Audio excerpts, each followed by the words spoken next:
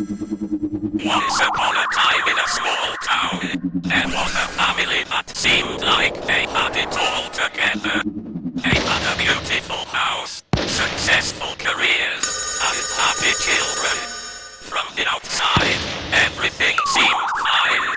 But behind closed doors, things were far from perfect. The father was struggling with a gambling addiction. The mother was drowning in anxiety and depression, and the children were caught in the middle of their parents' constant fights.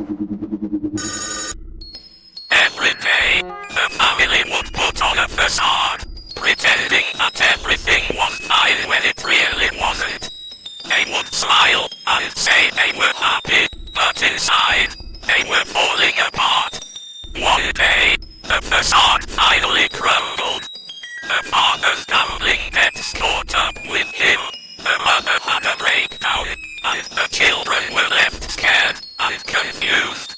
As they sat in their broken home, surrounded by chaos and pain, they realized that everything was not fine.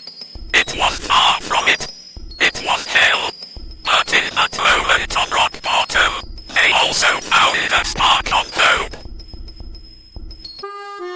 They realized that they needed help, and they were willing to fight for their family and their sanity.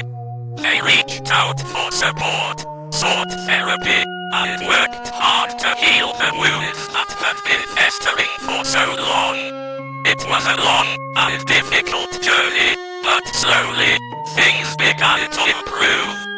They learned to communicate openly, seek help when they needed it, and prioritize their mental health. And as they worked together to rebuild their lives, they discovered that true healing comes from facing the darkness and finding the light within. And so, the family that once pretended everything was fine, finally found peace and happiness in the midst of their struggles.